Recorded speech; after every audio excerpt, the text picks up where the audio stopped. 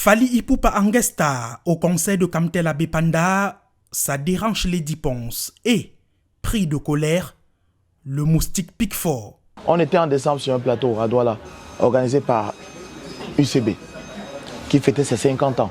On a fait venir Kiss Daniel, un artiste nigérian. Le cachet était énorme et costaud. Ça n'a pas posé de problème. Pourquoi? Quand c'est Fally Ipupa, on se plaint. Pourquoi? Il faudrait que cette personne-là, si elles ont accepté de jouer à ce jeu, qu'elles jouent à jamais. Il ne faut pas faire aujourd'hui on est d'accord, aujourd'hui on n'est pas d'accord parce qu'on n'est pas là. Ça, je ne cautionne pas. Si le célèbre humoriste n'est pas d'accord avec les cachets énormes au profit des artistes étrangers, l'artiste camerounais doit élever le niveau pour mériter sa cagnotte. Je pense que le travail doit se faire en chaîne. Chacun doit établir sa part de responsabilité. Elle est une artiste qui a des danseurs. Fally Ipupa se déplace avec ses danseurs, avec son orchestre. C'est une marque de professionnalisme. Pourquoi elle, quand elle va dans ses tournées, elle ne va avec aucun de ses danseurs? Le respect qu'on exige que les artistes aient, il faudrait que ces artistes aient le même respect pour leurs collaborateurs.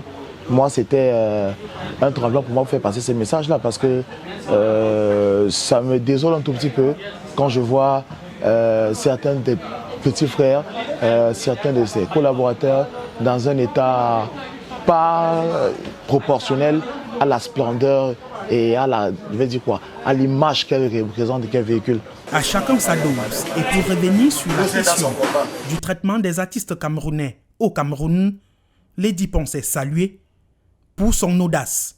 Lady Ponce a entièrement raison sur la position qu'elle a aujourd'hui. Les gens ont fait des comparaisons sur Kamtel, entre autres, et les autres sociétés qui ont fait les concerts pareils. Sauf que ces sociétés ne peuvent pas être à la même position aujourd'hui que Kamtel. Kamtel, c'est une société des Camerounais. Donc ça utilise des fonds publics. C'est notre argent. Ça veut dire qu'un artiste chante quelque part et qu'il paye les impôts. Ces impôts permettent qu'on arrose des sociétés comme Kamtel.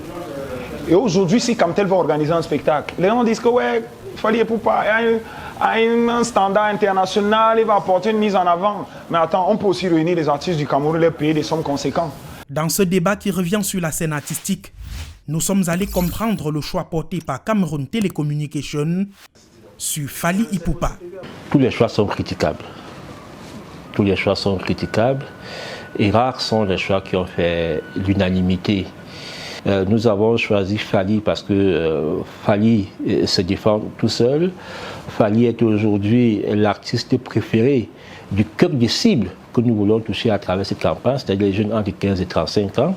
Et il suffit d'aller sur le digital, sur les différentes plateformes de streaming pour vous rendre compte qu'au Cameroun, l'artiste le plus écouté, c'est Fally Ipupa. Donc, de manière naturelle, c'est un choix qui se défend aisément.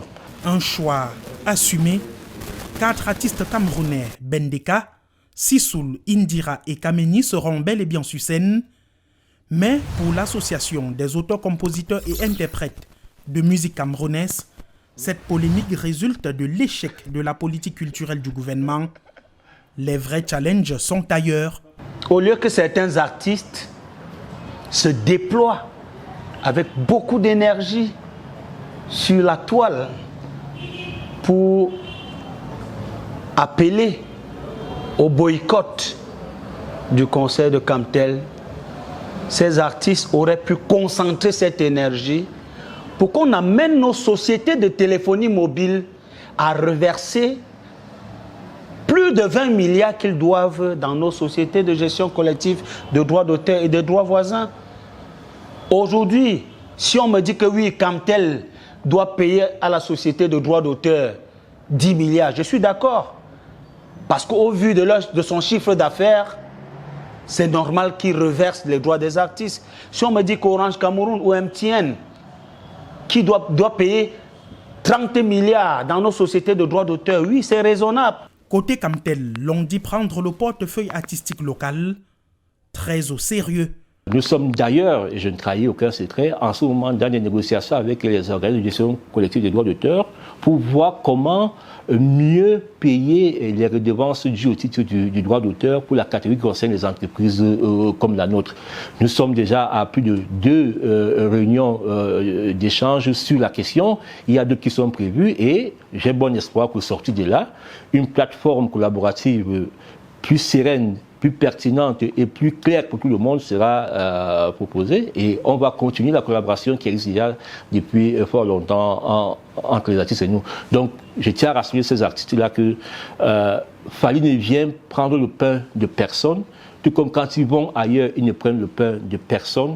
C'est la compétition. Nous sommes attachés à la performance. Fally est performant, Bendeka est performant, Sissoul est performant, Indira est performant, Kamini également.